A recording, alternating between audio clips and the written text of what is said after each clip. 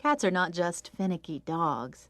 Though many aspects of caring for cats and dogs are similar, there are clearly areas that you will need to be aware of that are markedly different. Let's begin with reproduction. The cat, unlike the dog, is what we call an induced ovulator. What that means is that the female cat, when she's in heat, will ovulate or release her eggs at the time she is bred.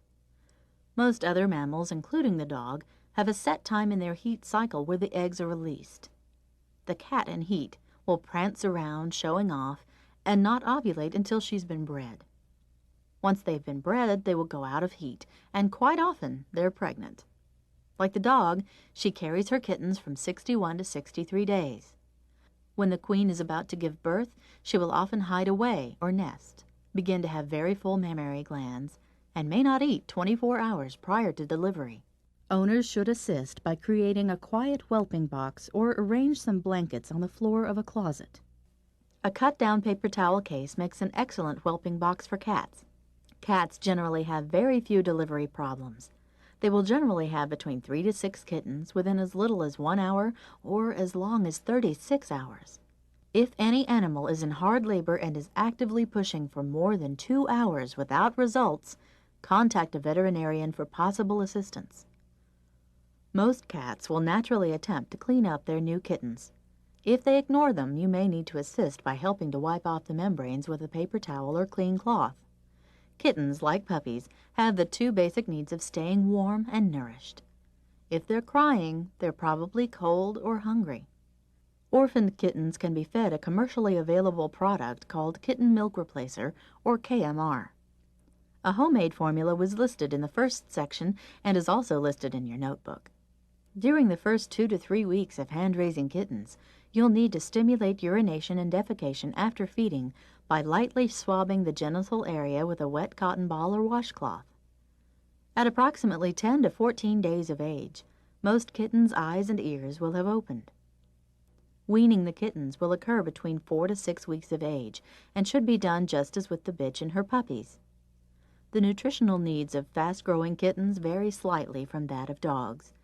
The energy needs of these active kittens is slightly higher, and this nutritional need is generally met by increasing the fat content of kitten and cat foods. Most quality name-brand cat foods will provide adequate amounts of energy, protein, vitamins, and minerals.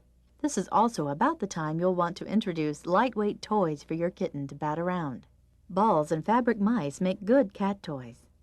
Such toys are especially enticing to a cat's curiosity, but cats should not be left unattended with string, yarn, or thread. They are easily swallowed and often create a surgical emergency in the cat's intestines. It is better to place a ping-pong ball in the cage with the cats. The balls are easily cleaned, make very little noise, and provide hours of entertainment for a confined cat.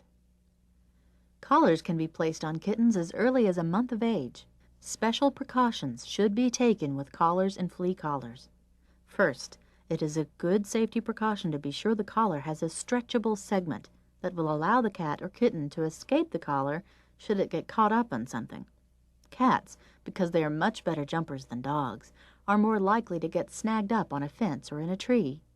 Many collars for cats, including flea collars, are designed to accommodate such crises. Kittens and cats tend to be slightly more sensitive to various chemicals, and thus special attention should be taken when selecting a flea collar. Young kittens are especially sensitive and should probably only be fitted with a flea collar if directed by their veterinarian.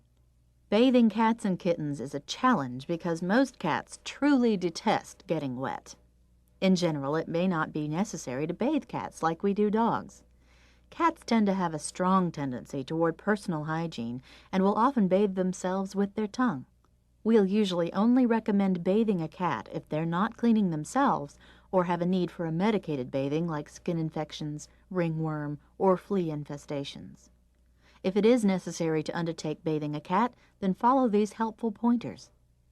If the cat is not declawed, trim the sharp tips off the nails prior to starting. Most cat nails are clear, making the quick easy to identify and avoid. Secondly, provide the cat something to hang on to rather than your arm. A wire rack or screen placed in the sink works very well for this purpose. Thirdly, while holding the scruff with one hand, wet the cat with a hose sprayer attachment in the other. Minimizing the amount of water the cat sees or hears will reduce the excitement level. This includes turning the water off while lathering. These 3 pointers will all help to minimize the trauma to you and your cat. Training a cat to use the litter box is generally a very natural process that most cats readily pick up on. You can begin the process as early as 3 to 4 weeks of age. The litter box should be located in an easily accessible location. Approximately 1 inch of clean litter is a more than adequate amount of litter for the box. Keeping the litter and box clean and odor-free is one of the most important things for cat owners to remember in order to keep their cat using their litter box. Placing the cat or kitten in the litter box once or twice is often all the initiation a cat needs to catch on. Cats that suddenly stop using the litter box generally have some behavioral or emotional problem that we will discuss in more depth in another tape. Clay, sand, and clumping litter are all available and work well. It's up to the cat and their owner as to which they like best. A dust-free litter is important, as this will help reduce respiratory infections and sneezing. Cat carriers provide an excellent way to transport a cat outside their homes. Veterinary hospitals may provide cardboard cat carriers for patients of the hospital that don't have a carrier. Cars, strange smells, and strange noises can all initiate a fear-induced escape attempt. If a carrier is not available, a pillowcase works fairly well for transporting a cat short distances. Keep in mind that the public is watching your actions. Always transport animals humanely and with respect for their situation. The cat has different environmental needs than a dog. Items that cats enjoy having in their environment include a scratching post, windowsills for sunning, and high places to escape the foot traffic and gain a better perspective as to what's going on down below. Scratching has several functional purposes in cats. Scratches on the bark of a tree marks out a cat's territory and sharpens their claws at the same time. The scratching post provides a useful alternative to the upholstered furniture for those cats that have not been declawed. Let's talk for a minute about the cat declaw procedure and discuss times when it might be indicated. The issue of declawing cats is quite controversial in some circles. Though most veterinarians support the practice under the appropriate conditions, some people strongly oppose the practice because they feel the procedure leaves the cat defenseless. Most veterinarians will agree that the advantages for having the front claws removed, the elimination of destructive scratching of people and furniture, far outweighs any disadvantages of the procedure. This procedure should be reserved for indoor cats only because outdoor cats need their claws for self-defense and climbing. The surgical procedure can be performed on kittens as young as 3 months of age, if necessary. But it may be best to encourage the owner to wait until the cat is spayed at 6 months whenever possible, so the cat will need to undergo anesthesia only once. The declaw surgery eliminates the nail and its attached distal phalanx. The toes will be uncomfortable for as little as 1 day or as long as several weeks in rare situations.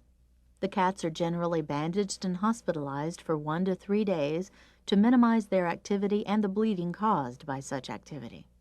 The litter is also replaced with paper products or other clean items to eliminate paper from getting into the healing incisions on the toes. In the vast majority of cats, within a week, they're running and playing like nothing ever happened.